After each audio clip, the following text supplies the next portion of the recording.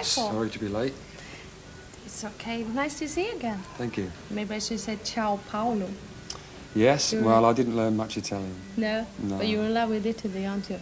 Yeah, it's a lovely place. Yeah, you spent a lot of time there lately, haven't you? Yes, we did the album there for 3 months. The problem was working with Englishmen. I still didn't learn Italian. So, but I'm going to try. I've listened to your new album. I think the sound is a bit different from Yeah, the last ones. yeah. It was a decision that we took to make this one different from the first 2 albums. In fact, we tried to make the second album quite a bit different, but it turned out sounding similar to the first. So this time we said we'd definitely make a change. The first of our decisions was to use the band, playing the songs live, because the band has always sounded so good live, and we've never really used them all together as players. And then the next thing we decided was that we needed a producer that was good at recording live sounds, and we chose Hugh Padgham. Yeah, because I think it sounds much higher and purer, sort of. Yeah, it's probably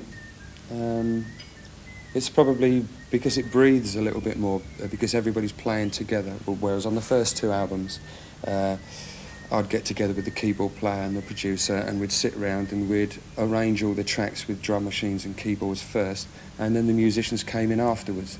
So Vocals. First you had the 2 fabulous wealthy tarts, yes. and then the 3 black guys, and now? Now we had 3 guest vocalists on the album, one of which is coming on tour. That's Tony Jackson, and he was in the last group. And on the album we had Hamish Stewart from the Average White Band and Betsy Cook, who wrote one of the songs, and she also had a great voice. On tour it'll be a slightly different lineup. Yeah. Is it true that you were supposed to have the ex-Eagle Don Henley singing? We had ideas. We had about maybe 6 or 7 names that we were going to get in touch with, and the ones that were most available were Don, and or that were the most available rather were Hamish and Betsy. Mm-hmm. What made you choose Italy to record your album? Well, the weather, the food, nothing to do with technique. The studios were okay, but that wasn't important because we've got most of our own equipment. We just needed somewhere that was comfortable to record and just made everybody feel happy. Mm-hmm. I heard you were considering Sweden too. Yeah, we thought about Sweden, but I think an Englishman gets enough cold weather. So and also at that time, English money to Swedish money wasn't very good, and it was a lot more healthy from a financial point to record somewhere like Italy. Is the song Every Time You Go Away, is that your greatest hit? In America, yes. It's different in different countries. In Germany, we've got Come Back and Stay is the biggest. In England, it was Love of the Common People, and mostly across Europe, it's that one song. Mm-hmm. But Every Time You Go Away made a big impression, not just being #1 in America, but around the world it did very well. You don't seem to let hit records go to your head. You just seem to enjoy what you're doing. Yeah, if I kept getting #1s, then maybe I might start getting a bit big-headed. But the fact that sometimes it's 4, sometimes it's 10, sometimes it's 9, and sometimes it's 15. So I keep weaving around the charts. You and Ian Cooley wrote all the songs for your latest album, except for one song, which is Wonderland, which was written by Betsy Cook, right? Yeah, there's one other song that's a cover that was written by Drew Barfield, and but Betsy's was the first one that we came across on a cassette. And, it's a sweet story. Can you tell us the story? Yeah, sure. We played this cassette. There was hundreds of other cassettes, not very good songs, and we played this one, and the song was very nice, and in fact the whole recording was good, and the singing. So we telephoned this number and said we were going to record the song, and then we also agreed she had a great voice, so we made another phone call and said would she come and sing on the album, And the first time she heard the track that we'd done was when she turned up at the studio. So we played her the track and said, what did she think of it, and is it very different from how she thought? And she just explained that she never saw the song in any particular structure because it was a dream. So she never had to live with the song for a long time. She just woke up from the dream and sang the song into a Between two fires. Yeah. Is there anything else in life that you would really like to do? I mean, except for the music? No, not really. I think I made that decision about 10 years ago, that there's nothing else that I could be interested in. Oh, that's natural. A new big tour is coming up. Yes, that's right. We start in America in February, and we get to Europe during the summer, well, late spring, May and June. What's the weather like here in May and June? Great. Oh, good. Wonderful. That's the best time. Because I heard you say in an interview that the tour you would be chasing the sun. We tried, but it wasn't very successful. No, because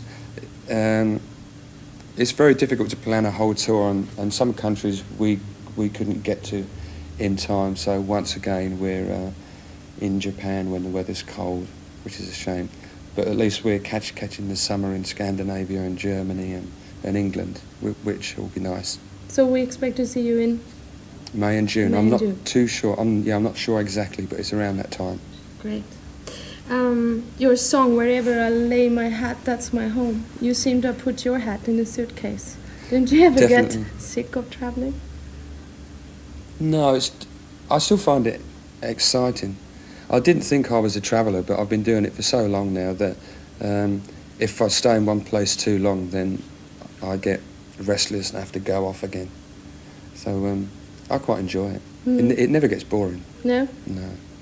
What kind of music do you listen to these days? Well, this year I've been buying lots and lots of different stuff, just so I've got a chance to listen to some new music. I bought Anita Baker, she's very good. The Daryl Hall album, the new Iggy Pop album's great. Andreas Vollenweider's another one. I've got a couple of his on compacts, and that sounds great. Yeah, And Paul that's some Simon. very special music. I actually heard it while I was in Italy, and somebody else had been talking about this harpist. So I bought the first compact disc there, and the sound of it was incredible. It wasn't quite what I was expecting, and I liked that one so much. That was White Winds, and I bought another one quite recently, but it's at home. I think it was Caverna Magica. It's very sensual music. Yeah, it's great just to get away from pop music for a while and listen to something different.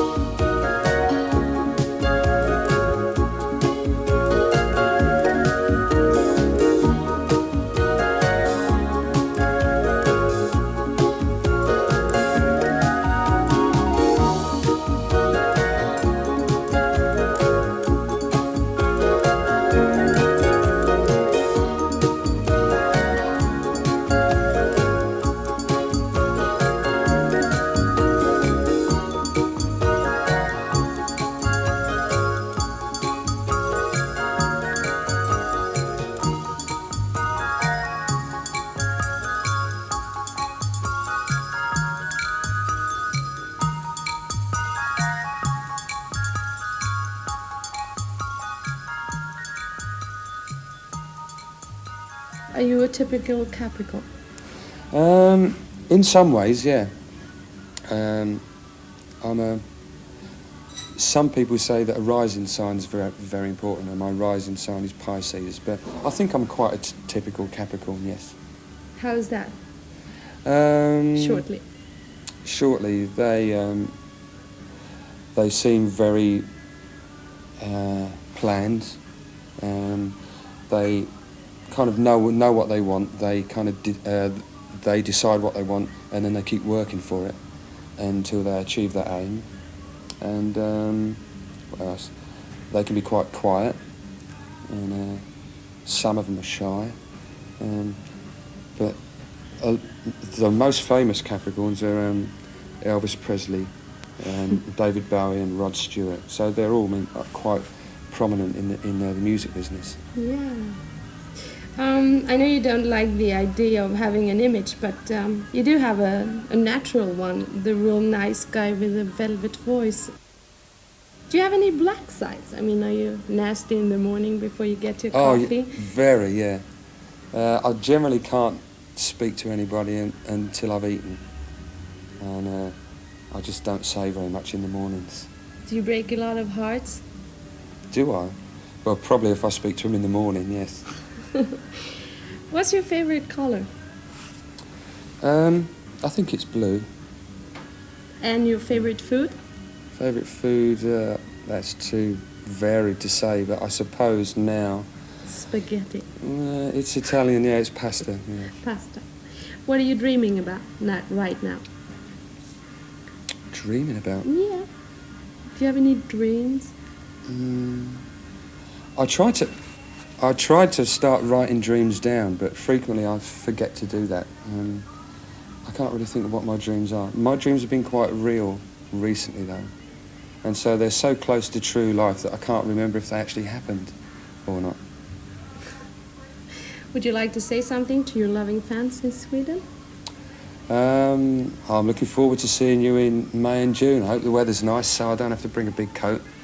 And I hope you enjoy the concerts.